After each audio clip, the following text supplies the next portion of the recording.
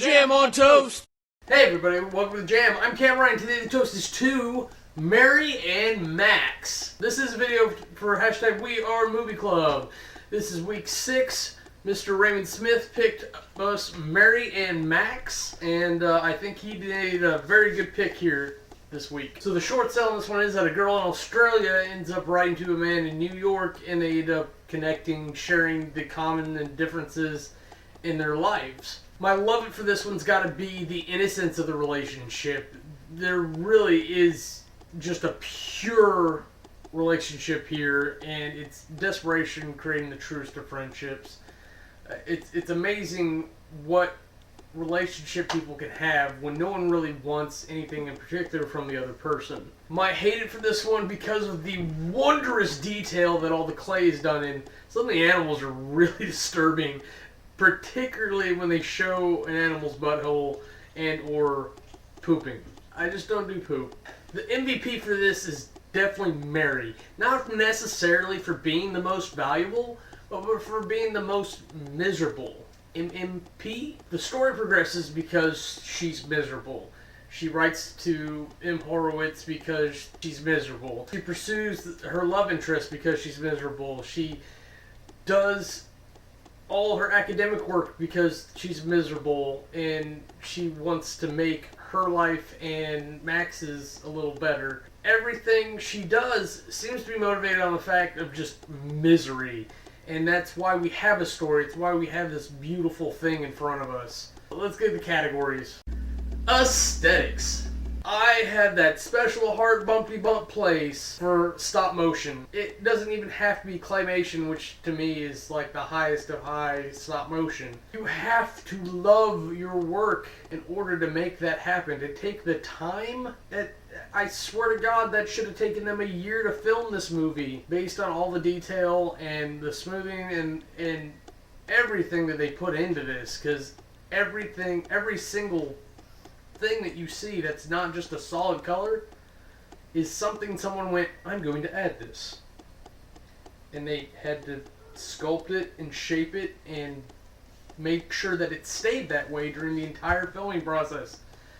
It's crazy in my head. We look at how easy CG is. I know I'm probably going to get some flack for that one. But compared to claymation, a pretty hard medium to attempt. And this movie's not even really like visually beautiful. It's visually important and the overall aesthetics are beautiful, but it's pretty nasty looking. New York is all black and white except for Horowitz's tongue and the little ball thing he puts on his hat when he's essentially happy. It's representative of the joys in his life. Is that ball represents Mary for whatever reason, and his tongue's colored because he eats for his enjoyment. He doesn't understand the world. It makes him nervous and anxious, and he doesn't get along with it. But he likes chocolate. He likes food, so he eats, and that's where the joy is in his life, is in his mouth and a little bit on his head. And that's why it looks so different when we're looking at things from his perspective and Mary's. Even if there is a lot of brown and earth tones in Mary's scenes, she brings color to it because she's representative of hope and overcoming this misery, even in some of the darker scenes. Aesthetics gets a 95. Character development. Once again, we come to a movie that is chiefly character development. And to be honest with you, I think these are some of the best movies out there. The ones that focus on the character and make you fall in love with that character, at least care about it, and motivate you. It adds to the immersion because you start seeing things from the character's perspective, and this does that. While I can't relate to Mary, for instance, even though the story really follows her and then gives us a lot of Max, I do relate to certain aspects of Mary, and I cared about her. I cared about what was going to happen to her. Maybe not like, oh, that's horrible that happened to her, but I wanted to know what was going to happen next, and I wanted to know what was going to happen next with Max, who I related to a lot more, and I wanted to know what was going to happen to Max because I related to him a lot more, and I definitely wanted to see what they were going to do with this character. It just seemed very important, and it's just wonderful all the detail they put in. You really get so much of their lives and all the important parts, I think. And you really get to know these characters, which is the important thing. Character development gets a 90. Storyline. Even if you don't care for the story itself, you have to admit it's a fascinating story. Everybody likes a story of misfortunes, and that's really what this is. We get to hear about all these horrible things that are happening in people's lives that make them want to reach out and connect.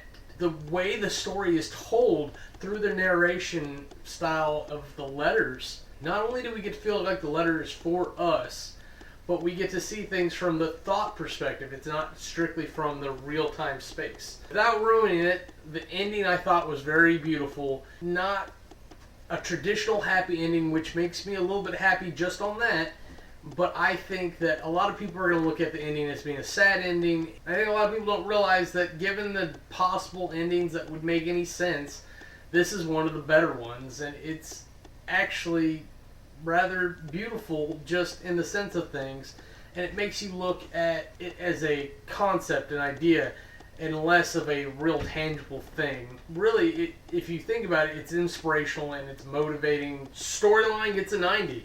Compulsion. This was a fantastic movie. It's just weird enough in the beginning to get you intrigued and trying to figure out what's going on. And then once you get into it, you're like, well, what's going to happen next? And as you keep going on with that, you keep wondering more and more, like, well, where's this going?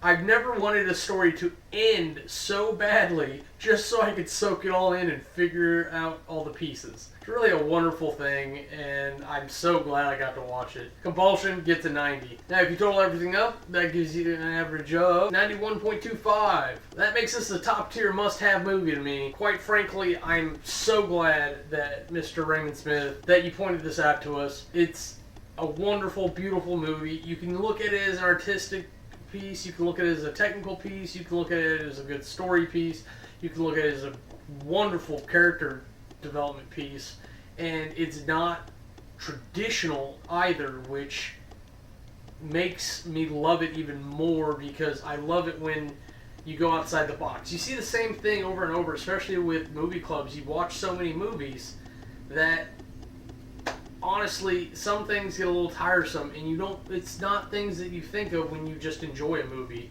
It's things you notice after you review a movie and you look at things technically and you're like, you know what? A lot of people use that camera shot. I'm a little sick of it, because I never noticed those things, and then all these other wonderful people that pop up when you search hashtag We Are Movie Club will point things out to me, and I'm always amazed at the insights. For my wrap-up review, I've got to say, watch this movie. Everyone, if you're younger, watch it with an adult, fine, but watch it. It's a great experience. Everyone should go through it. Once again, this was a review for hashtag We Are Movie Club. His pick was Raymond.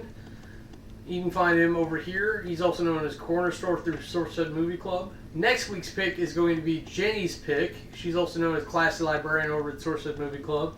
And she's picked for us 10 Things I Hate About You. I was so happy when I heard that this is what she wanted to do, because I just decided like earlier this week, you know what, I really hope that somebody picks 10 Things I Hate About You, because I want to do a review on it, and I don't want it to be just an independent review. I want it to be something that we all got in on, and now we have that opportunity. Unfortunately, it's not on Netflix, so it's okay. I found the link. I'm going to include that in the doobly-doo so that you can find out where to watch it and enjoy it with us and do a review. Just to make sure to include the hashtag We Are Movie Club, and I'm sure we'll stumble upon it. Hopefully we'll see your video, and we'll talk, we'll chat, we'll have a conversation. I think that covers everything, so that's it for me.